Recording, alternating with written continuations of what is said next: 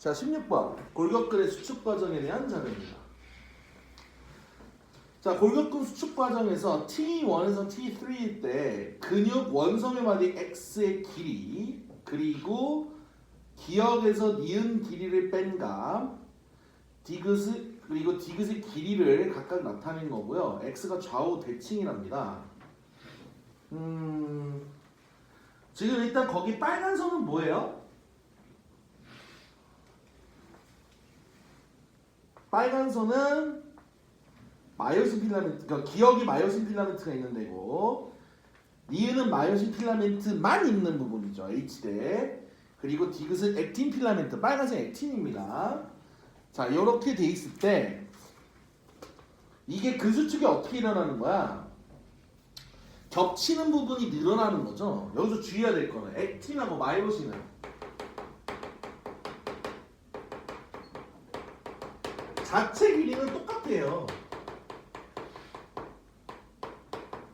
자체 길이는 똑같아요. 겹치는 부분만 늘어났을 뿐이에요. 자, 그럼 X의 길이는 뭘로 잴 수 있어? 저 겹치는 부분이 점점 줄어드는 얘기죠. 그럼 보면 기역 빼기 니은이 점점 커지고 있다. 이 얘기는 뭐야? 기역의 값은 동일하잖아. 왜냐면 마이너스 전체 길이니까. 근데 점점 기역 빼기 니은이 줄어든다는 얘기는 뭐예요? 점점 많이 겹쳐갖고 니은 값이 줄어들고 있다는 거죠. 그럼 지금 수축 중인 거지. 수축 중인 거죠. 그리고 디귿의 길이가 1.01 때는 0.5였다가 0.3으로 줄었대요. 그럼 여기 값은 이 정도로 생각을 해볼 수 있겠죠. 일단 한번 볼게요.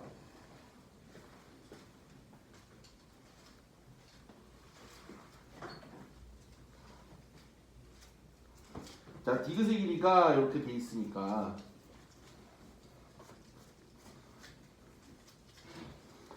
자, 기억 T1에서 T2로 갈 때 액틴 필라멘트 자체의 길이는 안 변해요. 안 변해요. 겹쳐지지 않는 부분이 짧아지는 거죠. 겹쳐지지 않는 부분이. 자체의 길이는 변하지 않습니다. 그래서 기억을 고르면 안 돼요. 그 다음 니은 X의 길이는 T2일 때가 T3일 때보다 자, 요게 좀 중요하죠.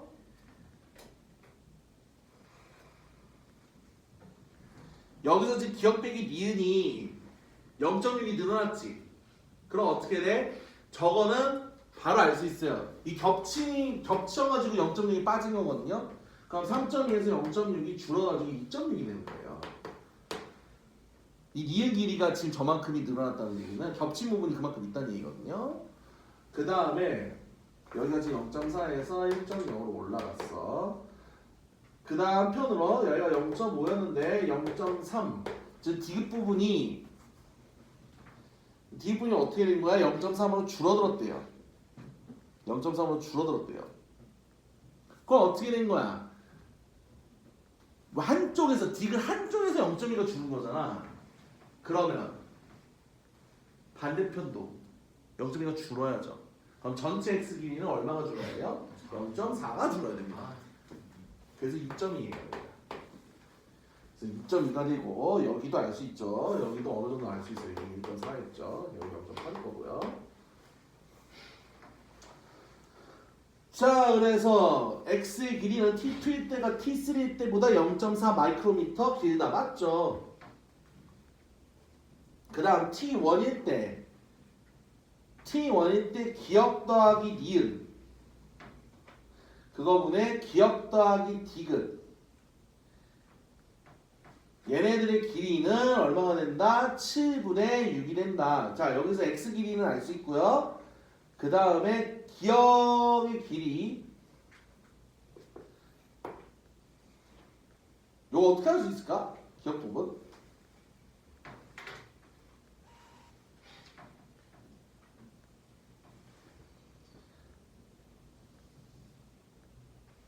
기억 보면 어떻게 할 수 있어요?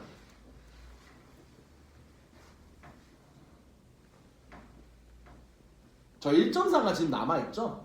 그치? 저 1.4가 남아있고 그 다음 니은의 반이지, 그치?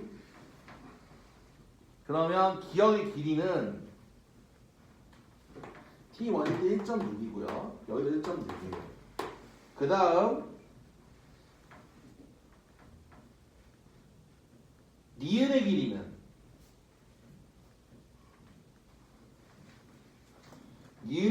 그 겹친 부분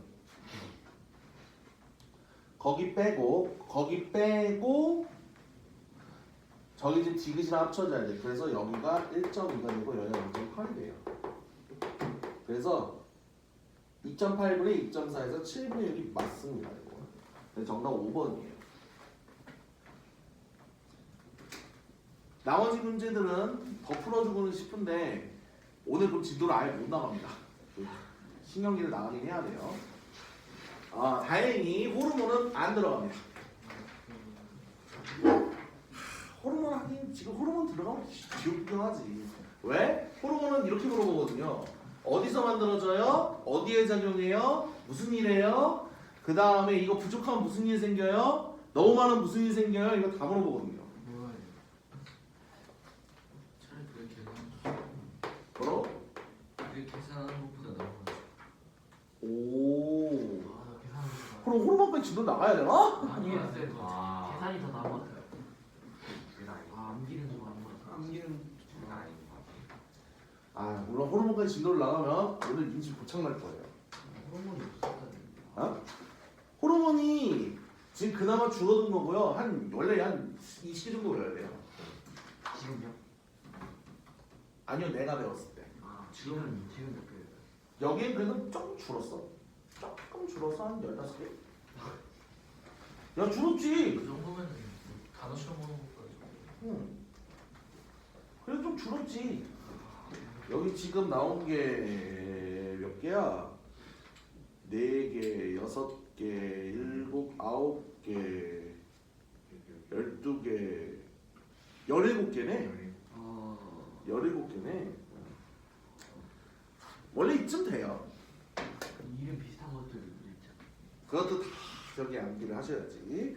자, 그럼 드디어 뉴런 시스템 신경계로 가겠습니다. 참 계 자주 만나죠. 신경계. 자, 신경계는 크게 2개로 나뉩니다.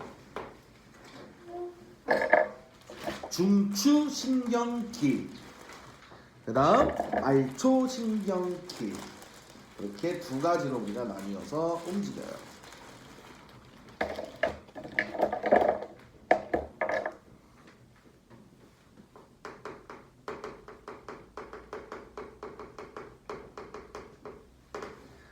자, 중추신경계는요 크게 한 17개 정도로 돼 있어요. 6개 정도.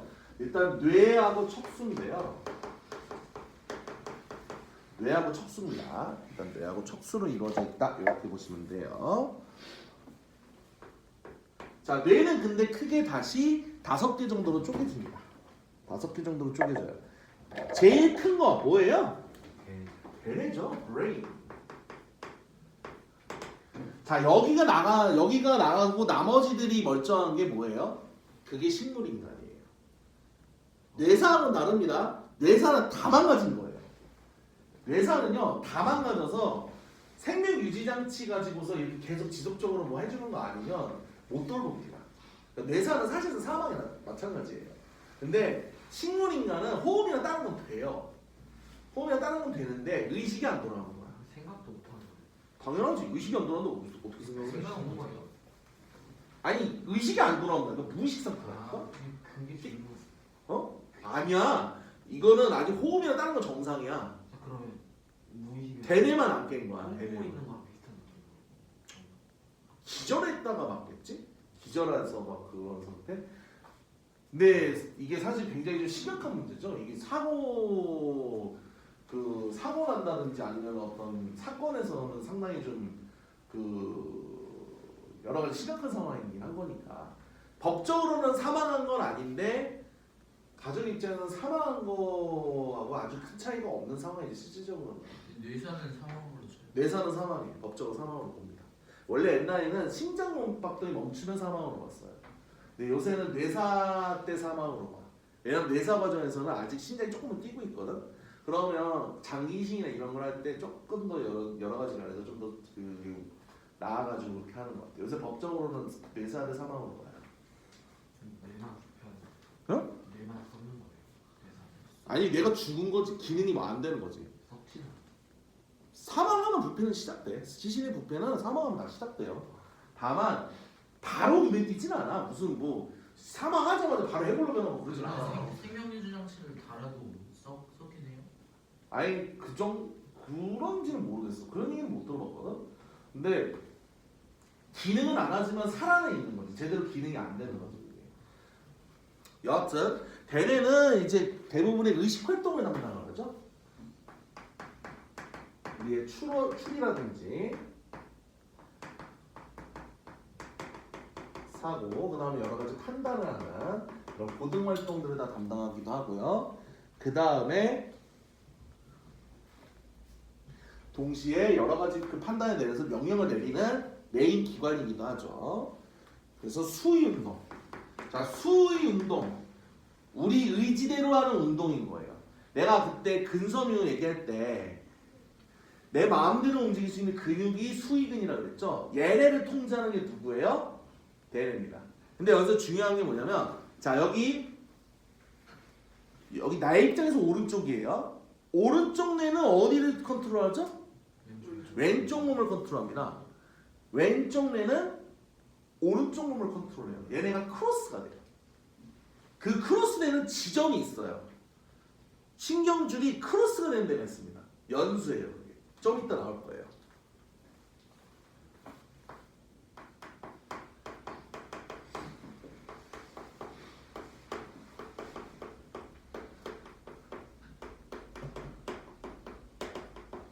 자, 이게 대뇌다.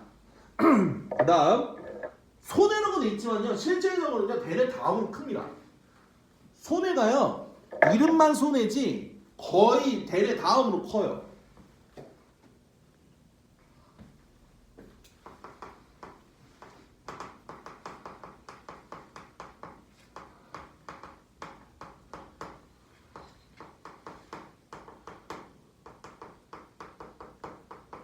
이 균형 유지라고 하는 건 말 그대로 우리 그 좌우 균형을 맞춰갖고 이렇게 움직이는 그 균형 감각 얘기하는 겁니다. 운동에서의 균형 감각이요. 손해가 다치면 계속 넘어가요. 좀 움직임에 문제가 생기지. 그런 여러 가지에서. 물론 이제 의식적인 거나 이쪽에서 크게 문제는 없는데 어떤 근육 운동이나 이쪽에서는 조금 문제가 생길 수도 있어요. 그 다음 중간뇌, 간뇌. 간뇌도 매우 중요한 놈입니다. 왜? 다음 파트 호르몬이 주인공이 간뇌예요. 호르몬의 주인공이 간뇌입니다.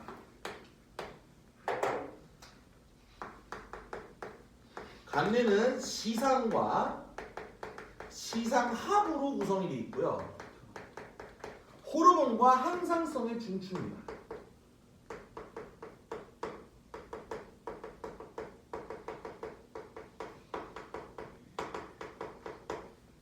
너무너무 중요한 놈이에요. 사실 여기서 안 중요한 놈은 없어. 그 다음에 옛날에는 중뇌라고 했는데 요새는 중간뇌라고 합니다.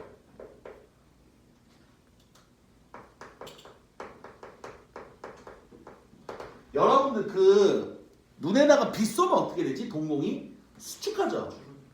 동공이 수축하거든요. 눈에다 빛을 빡 쏘면은 그거 누가 시키는 거예요? 그거 중간뇌가 하는 거예요. 그건 중간뇌가 시킵니다. 그래서 사람의 의식이 있나 없나 볼 때 여러 가지 하죠. 호흡하는지 아니면 맥박이 있는지 또는 동공만사가 일어나는지 이게 없으면 의식이 없을 가능성이 높은 거예요. 굉장히 위험한 거죠. 자, 그래서 이 중간뇌는 안구 운동 바로 눈의 움직임입니다. 이 홍채의 크기를 줄여줍니다.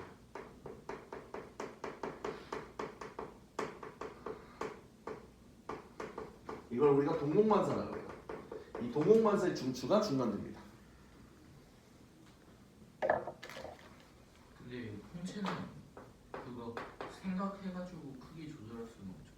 그건 우리 뜻대로가 안 돼. 빛에 따라서 자동으로 되는 거라서. 홍채는요 근육이긴 한데요 우리 뜻대로 조절할 수 있는 애가 아니에요. 그건 빛의 세기에 따라서 자동으로 조절됩니다. 이거 언제 느낄 수 있어? 밤에 불 확 끄면은 처음에 안 보이잖아. 아.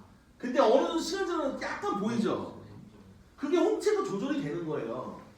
반대로 아침에 늦잠 자고 싶은데 어머님이 딱 불 켜고 일어나! 하면서 딱 깨웠을 때 눈부셔 뒤질 것 같잖아요.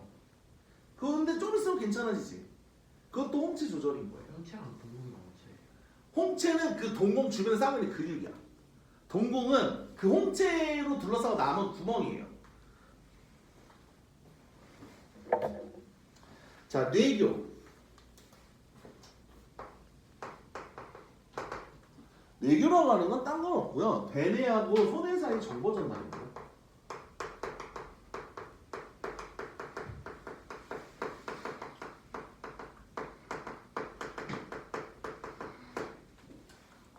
마지막이 연수입니다. 이 연수가 생명활동의 중추라고 불리는 놈이에요.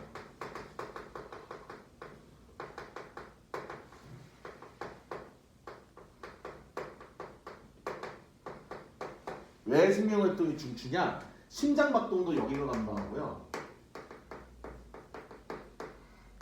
그다음 호흡이나 소화까지 다 감당합니다.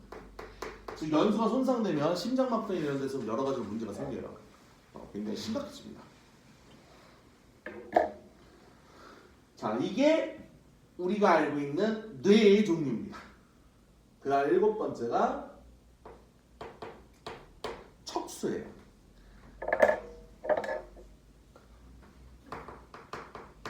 척수하고 척추는 달라요. 척추는 뼈예요, 뼈. 뼈 속에 있는 신경 줄기가 있습니다. 그게 척수예요. 여기 척수 다치면 무슨 일이 벌어져요? 하마지마. 하마지막입니다. 여기가 다치면 어떻게 될까요? 전시용. 사지마비입니다. 전신마비지.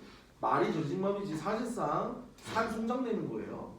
그 사람 막 뒤집어 갖고 해줘야 돼. 실제로 옛날에 몇 년 됐는데 그 광주광역시 쪽에서 버스가 이렇게 가고 있는데 버스 앞으로 그 무소차 한 대가 칼치기식으로 들어왔거든. 이게 앞에서 딱 끼어드는 칼치기를 해. 그래갖고 버스가 깜짝 놀라갖고 급정거를 한 거야. 근데 이 과정에서 문제가 뭐냐면 급정거가 어떻게 되죠? 사람들이 앞으로 탁 쏘는데 이게 제일 위험한 데가 어디냐면 버스 뒷자리 가운데서 있지. 아, 그거 튀어나왔어요? 불러요. 부르면 다행이지. 아, 모르겠어. 그때 앞에 요금통이 지금 요금통이 없잖아요. 그 요금통이 있던 시기야. 그래갖고 여학생이었어. 고3 여학생. 그까지 튀어나왔어요? 튀어나와서 목을 여기 박아버렸어. 요금통. 아, 그래서 그 친구 진짜 불쌍하게 사지마비 됐어. 어떻게? 평생은 누워 있어야 돼. 와. 깨어났어. 아니 의식은 있는데 못 움직인다니까. 갑자기 이렇게 아니 의식은 있어. 의식은 있는데 움직일 수가 없는 거야. 진짜 답답하다. 다시 연결을 못해요. 그게 연결되면 얼마나 좋겠니? 근데 안 돼, 이거. 근데 웃기는 거는 사람을 거의 반쯤 죽여놓은 거잖아. 그때 지금 몇 년 나왔더라? 3년인가 1년인가? 누가 되게 봤어. 쌍용 그 무소차, 그 칼치기 하는 차. 솔직히 마음 같아서는 20년 정도는 하고 싶겠지. 아니, 사실 20년이 뭐야? 여기 지금 이제 20살 된 친구가 그래도 한 60에서 70년은 살 텐데 그 정도의 반 정도는 줘도 모자랄 한국에. 근데 법이 그랬어. 그래갖고 그 이제 과실치상이라 해가지고 업무상 과실치상이라고 해서 그렇게 하면은 한 3년 안쪽으로 나와. 법에 이제 허점이지. 가운데 줄 안 돼. 가운데는 사실 앉으면 안 돼. 앉을 거면은 손잡이라도 잡고 뭘 해야 돼요. 굉장히 위험해요. 위험한 데야. 그렇게 튀어나왔고 사고가 났거든. 그 요금통까지 가려면 되게 몰리는데. 근데 그 정도로 세게 간 거야. 급정거하면 그렇게 돼. 그래서 관성이 무서운 거예요. 조심해야 돼. 그래서 손잡이나 이런 거 꼭 잡아야 되고. 그리고 버스 앞에는 사실 운전하는 사람들은 절대로 버스 앞에서 함부로 끼어드는 거 아니야. 버스나 이런 트럭 같은 건요 앞에서 끼어들면 안 돼요. 뒤는 웬만하면 안 가는 게 좋고 끼어들더라도 멀리 가서 끼어야 돼. 그러니까 가면서 해야 돼. 앞으로 쭉 가면서 그렇게 들어가야지. 왜냐하면 이게 높아가지고 밑에가 안 보여 이 사람들은. 그래서 앞으로 가야 돼. 앞에가 보이거든. 그래서 앞으로 쭉 가가지고 그러고 천천히 들어가야지. 그리고 트럭 사이는 웬만하면 가면 안 되고. 트럭과 트럭 사이 들어가는 데도 있어. 그러면 사고 날 확률이 되게 위험해. 그건 진짜 위험해. 와. 조심해야 됩니다. 그냥 그래서 큰 차들은 웬만하면 그 주변으로는 안 가는 게 좋아. 자, 척수는 그래서 뭐 하는 놈이냐? 일단 대뇌로 전달하는 역할을 해요.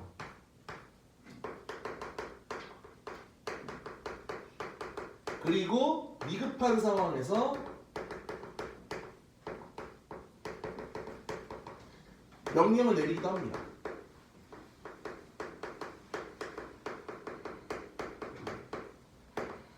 대표적인 게 뭐냐? 우리 무릎 반사 아시죠? 팍 올라오잖아 다리가. 그거 척추가 하는 거예요. 척수가 시키는 거예요. 척수가 시키는 겁니다. 자, 그래서 일단 척수는 이제 이렇게 돼 있는데 이제 자세하게 이제 좀 들어가 볼게요. 자, 대뇌부터 보겠습니다. 아까 봤듯이 좌우 반구 모양이고요. 겉질과 속질. 옛날 책들은요. 겉질을 피부에 피자를 써서 피질이라고 했어요. 속질은 수질이라고 합니다. 옛날 책이에요. 그냥 겉질 속질은 요새는 이제 약간 말을 좀 더 이제 자연스럽게 바꿔놨는데 이제 의학책이나 좀 옛날 교재들은 아직도 피질 수질이 되는 경우가 있어요. 그러면 당황하지 말고 겉과 속이구나 그렇게 이해하시면 됩니다. 겉피자에 속수자예요. 자, 겉질은 신경세포가 모여있는 회색질이고요. 신경세포체들이 잔뜩 있는데요. 속질은 축삭돌기들이 모여있는 백색질입니다. 그러니까 얘네는 겉부분이 회색, 속부분이 흰색이에요. 근데 척수는 거꾸로입니다. 겉부분이 백색, 속부분이 회색이에요. 자, 이거 왜 그럴까요? 이거 물어본다는 얘기죠. 물어본다는 얘기입니다. 조심해야 돼요. 그래서 기능은 대부분 대뇌 겉질에서 일어나고요. 이게 대뇌 겉질에서 일어나는 게 몇 개가 있는데 감각령. 이거는 말 그대로 감각 신호들을 받는 거예요. 우리 그 구심성理論 기억하시죠? 감각理論. 감각理論뭐야? 감각점에서 받은 그 자극들을 다 전달해 주는 거예요. 그거를 받아서 이런 정보가 왔네. 야, 이런 정보 왔냐? 하면서 이렇게 전달해 주는 게 감각령이고요. 그걸 받아서 판단하는 데가 있겠죠. 그게 연합령입니다. 그게 연합령이에요. 그리고 다시 그거를 야, 이렇게 됐으니까 요거 시켜서 해 라고 명령을 내리는 것. 그게 운동령입니다. 자, 대뇌가 명령을 내릴 수 있는 근육이 있다고 그랬어요. 그 근육이 무슨 근육? 수위근이다. 대뇌가 명령을 못 내리는 것도 있습니다. 아까 말했듯이 연수가 얘기하는 데가 있어요. 대표적인 거 심장이죠. 심장은 대뇌 맘대로 못해요. 그건 연수가 담당하는 거예요. 연수를 다치면 심장이 뭐라고? 연수를 다치면 심장이 문제 생겨요. 심장막도 그쪽 주기에 문제 생겨. 그래서 잠깐 죽어요. 연수 잘못하면 호흡이나 이쪽도 다 막혀서 즉사요. 진짜 위험합니다. 그러니까 생명활동이 진출하고 얘기하는 거예요. 자, 연수가 목 뒤 어디 여기쯤 있어. 그리고 그 연수에서 대뇌신경이 교차합니다. 대뇌신경이 교차해서 지나가요. 즉 잘못하면 그 대뇌신경도 다 망가집니다. 큰일 나는 거예요. 연수가 굉장히 중요한 겁니다. 지어가 정신 차리고. 자, 손에는 그래서 좌우 두 개의 방구 똑같이 돼 있어요. 근데 여기는 전정기관, 반골이관 다 어디 있는 거예요? 귀에 있죠, 귀. 우리 그 전정이 뭐 하는 겁니까? 기울어진 정도죠. 그 다음 반골이관은 회전하는 정도예요. 이거 가지고서 균형 잡는 역할을 하는 게 손해입니다. 이 손해가 정신 못 차리는 게 뭐야? 그게 멀미예요. 손해에서 받는 거하고 대뇌하고 너무 차이가 나. 그래갖고 이제 이게 뭐가 맞는 거야? 이러면서 막 이제 어지럽고 막 어지러워지고 막 좀 메스꺼워지고 하는 그게 멀미예요. 여기서 분명히 막 흔들리고 막 난리가 나는데 앞에 여기는 별 일이 없잖아. 이 인지구조가 오는 거지.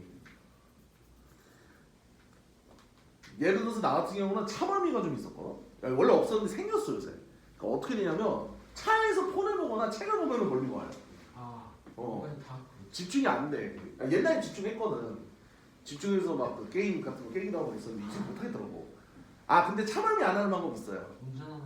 그럼 멀미할 틈이 없어. 긴장해가지고 멀미할 틈이 없어. 아니 오바이 탈 시간이 어딨어? 빨리 몰아야지. 운전하는 게 그거. 아니 집중이 돼가지고 안 돼. 아니 집중 안 하면 안 되지. 잘못 박는데.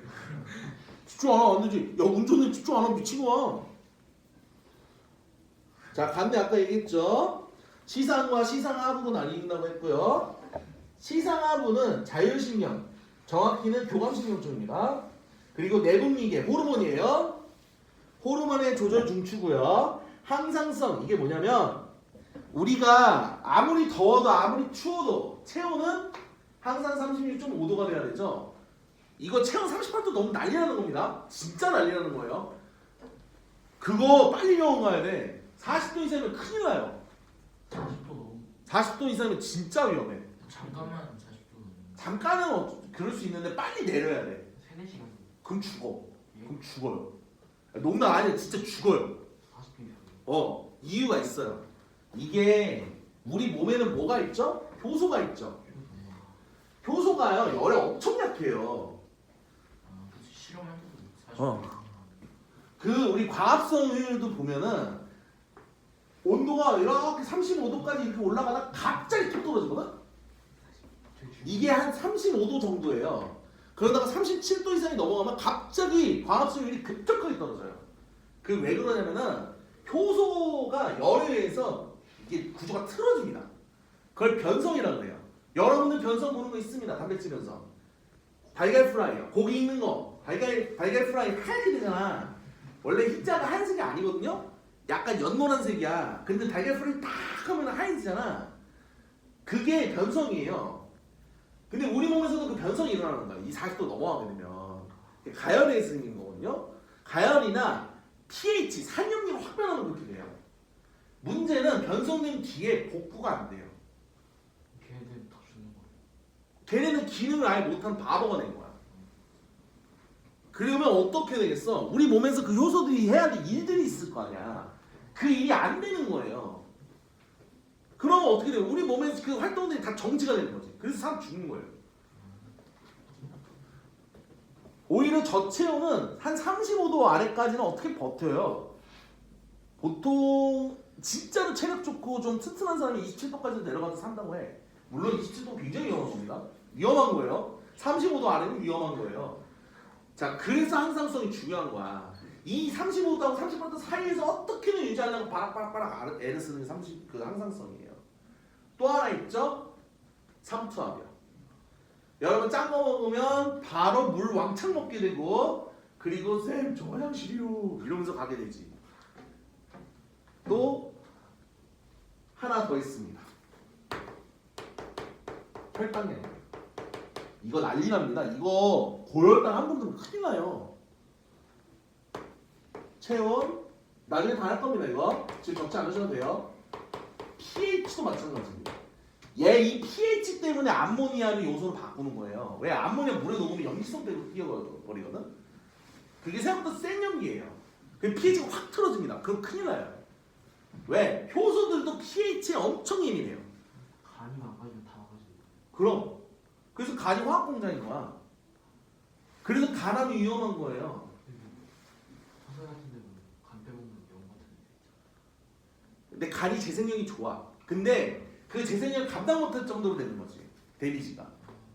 간암 걸리면 그냥 간 자르는 근데 그게 어느 정도 있을 때 얘기지. 막 여기저기 퍼지고 그렇게 되면 이제 그거는 정말 답이 안 나오게 되거든. 그래서 간암하고 그 다음 무서운 게 췌장암이에요. 췌장이 이자예요. 이자. 이자. 이자인데 한 병원에서는 췌장이라고 합니다. 굉장히 위험한 거예요. 왜냐하면 뭐 아픈지 모르거든. 모르고 있다가 건강검진 때 초기 발견은 다행이고 아프면 이미 일 난 거예요. 아프면 일 난 겁니다. 거기가 아프다. 그거 농담 안 하고 각오하고 들어야 돼. 결과를. 시한부 인생 각오하고 들어야 돼. 농담 아니야. 큰일 난 거야. 그 시장으로 돌아가신 연예인들 꽤 있어. 굉장히 위험한 거예요. 그거. 사망률이 꽤 높아 그거. 늦게 발견해가지고. 이게 초기 발견하면 괜찮거든요. 암은 다 초기에 발견하면 빨리 거기 도련해가지고 해버리면 돼요. 근데 보통 3기라고 해서 이게 막 퍼지기 시작할 때부터 생겨요. 보통 뇌 검진인데. 그러면 생존율이 급격하게 떨어집니다. 암 검사를 주기적으로 해야 되는 거예요. 그렇지. 자, 연수까지는 설명해 드렸고요. 그 다음 척수는 아까 말씀드렸듯이 겉부분이 백색질이에요. 축삭돌기고요. 빨리 전달해야 되니까 그렇고요. 속질이 회색질입니다. 즉 보통 겉으로서 통과 이러는데 급한 일이 있어서 야 이거 대내형까지 가면은 이거 늦어. 내가 할게 그냥. 내가 나중에 대내형한테 처리할게. 해가지고 그냥 처리하는 거야.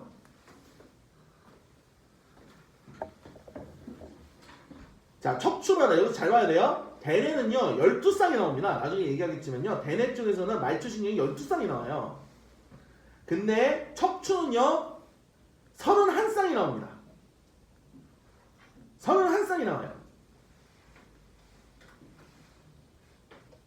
그래서 31쌍이 온몸으로 퍼지게 되는데 등 쪽으로 후근. 자, 후근 쪽이 감각신경이고요. 그러니까 여기 쪽에 있는 게 감각신경이에요. 여기 뒤로 가는 게. 여기 앞으로 오는 건 운동신경 쪽입니다. 이렇게 서로 달라요. 척추에 연결된 게. 이 척추에서 31쌍이 온몸으로 쭉쭉 퍼지는 거예요. 자, 배변반사, 배뇨반사, 그 다음 무릎반사, 회피반사. 회피반사는 뭐냐면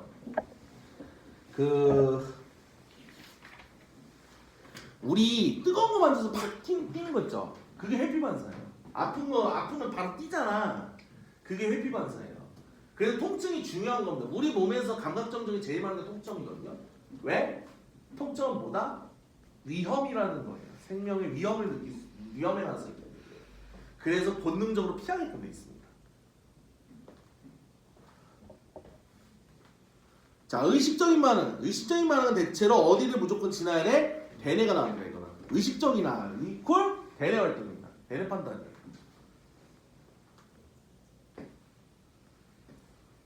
무조건 반사. 생각을 해봐. 나 안 올려야지 해도 무릎 반사는 돼요. 무릎 반사는 돼. 근데 왜 되는 그게 여기는 뭔가 툭 건들면 이렇게 자동으로 올라가게끔 왜 되는지 나도 잘 모르겠어요. 이거는 명확하게 밝혀진 건 없어.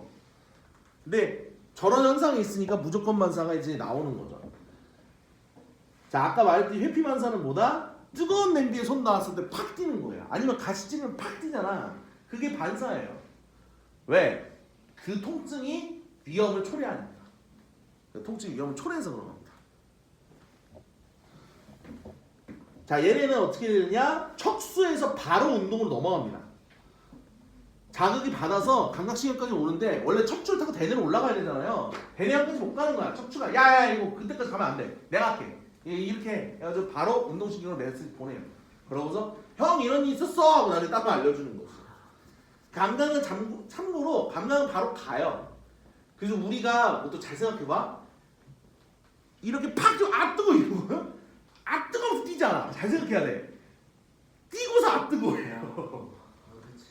왜 그래? 그게 차이가 나는 거예요. 뜨거라고 말을 하는 건 뭐야? 의식적인 반응이잖아. 이미 뛰고 있는 거야.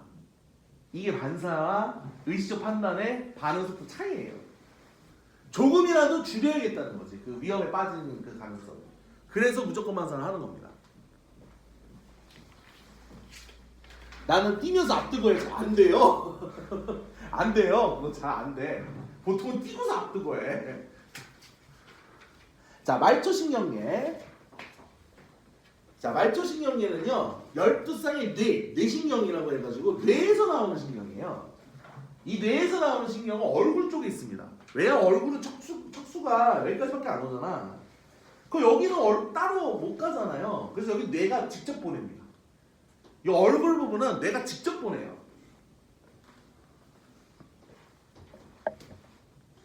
그리고 나머지 아래쪽은 척수신경으로 구성이 되어 있어요. 그래서 자극을 감각기에서 받으면 구심성 신경을 통해서 전달이 되고 중추신경에서 판단을 한 다음에 여기서 중요한 거. 자, 구심성 신경은 뭐다? 감각신경입니다. 그러니까 원심성 신경은 두 개예요. 운동신경이 있고 자율신경이 있다. 자, 여기 운동이 체성신경입니다. 옛날에는 체성을 감당하는 운동을 같이 했었어요. 옛날에는. 근데 지금은 따로 뺍니다. 지금은 따로 빼는 걸로 바뀌었어요. 자, 이 자율신경계에 두 개가 나오는 거예요. 뭐야? 교감과 부교감. 자, 이 둘은 서로 반대로 역할을 합니다. 서로 반대로 역할을 해요. 생명 쪽에서 배우면요, 서로 물질이나 신경 같은 게 역할이 반대인 애들이 좀 있어요. 대표적인 거 뭐 있죠? 인슐린 대 글루카곤이죠. 교감신경과 부교감신경도 반대로 움직입니다. 나중에 배우겠지만 칼시토닌하고 내가 이제 하나를 까먹었는데 저희 칼슘이온 가지고 줄이는 게 하나 있어요. 파라토논. 칼시토닌과 파라토논. 나중에 할 겁니다. 여기도 반대로 역할을 해요. 자, 이렇게 서로 기능이 반대로 작용을 해가지고 서로를 견제하고 서로에 대해서 조절해 주는 걸 우리는 기량작용이라고 얘기합니다. 길항이에요. 서로 반대로 갑니다. 얘네는 다 뭐하는 애들이야? 항상성 유지의 중심이 되는 애들이에요. 기량작용이라고 합니다. 이거를 여기 지금 안 나와가지고 내가 지금 설명을 했어요. 자, 체성신경계는 운동신경으로 구성이 되어 있고 골격근, 아까 말했듯이 얘네는 다 수익근들입니다. 대뇌의 판단 가지고 움직일 수 있는 근육들이에요. 대뇌들을 조절을 한다. 그래서 대뇌의 지배를 받고요. 여기 중요한 게 중추에서 나와 반응기 이르기까지 시냅스가 없습니다. 아주 길어요. 자, 시냅스가 왜 없을까요? 느리면 안 돼. 빨리 가야 돼요. 빨리 보내야 돼. 그러니까 하나의 긴 축삭도로 쭉 가는 겁니다. 그리고 뭐가 있겠어요? 말이 있겠죠. 최대한 빨리빨리 전달해야 돼요. 왜? 고라니가 보여서 브레이크 밟아야 되는데 시냅스로 딕 그럼 고라니 이미 꽉 막았지. 빨리 브레이크를 물론 그러고도 어떻게 될지 모르는데 근데 시냅스로 딕 이렇게 간다고 생각해봐. 민망해지고 간다고 생각해봐. 못 피하겠죠? 고라니 박으면 벌금이 냈대요. 아니요. 그런 건 그냥 차가 안 맞습니다. 대신 자차 보험 외에는 보상받을 길이 없어요. 만약 주인이 키우는 말이 갑자기 튀어나왔고 나하고 사고 났다. 그럼 주인이 물어줘야 됩니다. 근데 고라니는 자연이 주인이잖아. 주인이었지. 들산 야생 산이 주인이잖아요. 예를 들어서 여기 불암산에다 총 걸 수 없잖아. 피고 불암산에게 몇 천만 원을 구상을 했습니다. 이거 어떻게 하냐고.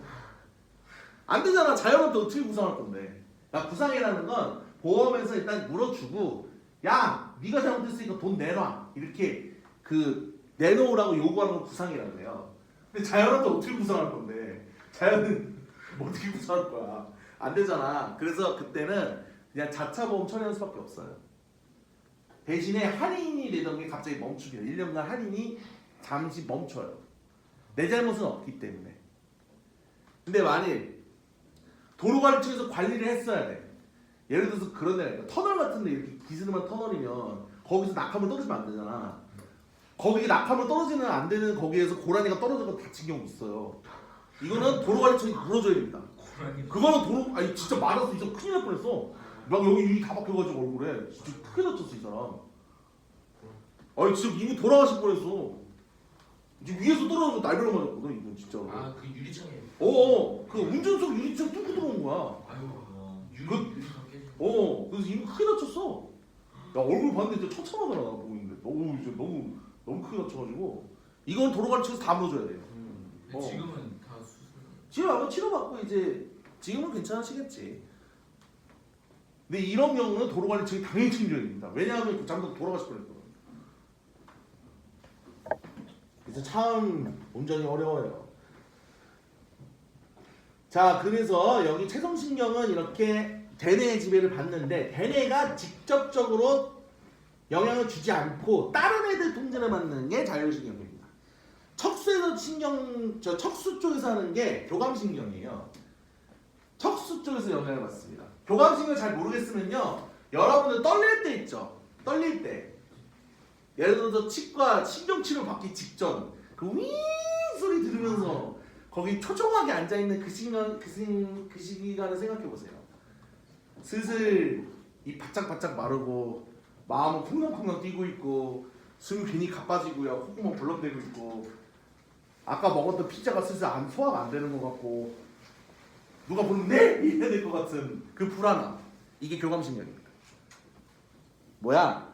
소화를 억제를 하고 동공이 커지고요. 기관지 확장됩니다. 숨 가빠져요. 심장박동 막 뛰고요. 소화는 억제를 시켜요. 그래서 긴장하면 괜히 소화 안 되잖아. 그게 교감신경 때문이에요. 방광이 이완됩니다. 긴장하면 화장실 들어가고 싶어요. 화장실 갔으니까 잘 안 나. 긴장해가지고. 반대로 행복한 순간, 쉬는 설날 떡만 듣고 신나게 먹고 귤 하나 까면서 조용히 탁자와 그 이불의 사이에 딱 앉아서 이렇게 있는데 생각해봐. 행복하지? 슬슬 이제 숨도 천천히 느려지고 졸려가지고 잠 오고 소화는 참 잘 돼갖고 배불러 죽었고 등 따숩고 이게 뭐예요? 이게 부교감신경입니다. 교감신경 반대예요. 자, 거기 보시면 이렇게 다 나와 있습니다. 근데 교감신경이 재밌는 게 뭐냐면 이 자율신경은요 두 개예요. 뉴런이 두 개입니다. 두 개가 세트예요. 그 시냅스 신경절 이전 뉴런이랑 신경절 이후 뉴런 이 두 개가 하나의 세트입니다. 근데 이 교감신경은 이렇게 생겼어요. 그냥 대충 그릴게요. 이게 교감이에요. 앞에가 짧아요. 앞에가 짧아요. 뒤에가 좀 길어요. 부교감은요 이래요. 뒤에가 짧습니다. 근데 이거 그냥 이렇게 하면 돼요. 교감 선생님께서 절전하자고 짧게 말씀하셨다. 신경절 앞이 절전이거든요. 절전 뉴런이 짧습니다. 그래서 교감신경이 앞에가 짧은 거예요. 그리고 나오는 물질이 좀 다릅니다. 여기 세 곳은 아세틸콜린이 나와요. 요 별표친 여기는요 노르아드레날린이라고 나옵니다. 노르아드레날린. 아드레날린이 일종이에요. 에피네프린이 아드레날린이랑 똑같은 말이야. 그러니까 그 호르몬으로 잡으면 아드레날린이고 신경물질로 잡으면 에피네프린이라고 따로 있는 거예요. 근데 별 차이 없어요. 똑같은 물질이에요. 그래서 교감신경은 두 가지 특징. 척수에서 나온다. 앞에가 짧다. 마지막 신경절 이후 뉴런 말단에서 아드레날린, 노르에피네프린이 나온다. 이 세 가지를 기억해 주면 됩니다. 속도는 부교감신경이 더 빠른 거예요. 부교감신경이 아무래도 좀 더 빠르다고 봐야겠죠? 왜냐하면 민마리즘이 더 기니까요. 민마리즘이 더 기니까요. 자, 거기 기능들 아까 다 설명을 해드렸고 오늘의 숙제는 그래서 그래서 이거는 계산본을 그래서 67쪽까지 한번 해보시죠. 67쪽까지 한번 해보시고 호르몬부터 다음 시간에 나갈 겁니다. 근데 어쩌면 3점을 못 할 수도 있어요. 그러니까 3점 쪽을 좀 빼야 되나 생각이 있기는 해. 그러니까 우리도 지금 에너지 보존해가지고 그때 이제 들어갈 거잖아. 2월에 저기 들어가는 걸로. 호르몬은 아마 2월부터 들어갈 것 같습니다. 그래서 일단은요 숙제 다시 알려드릴게요.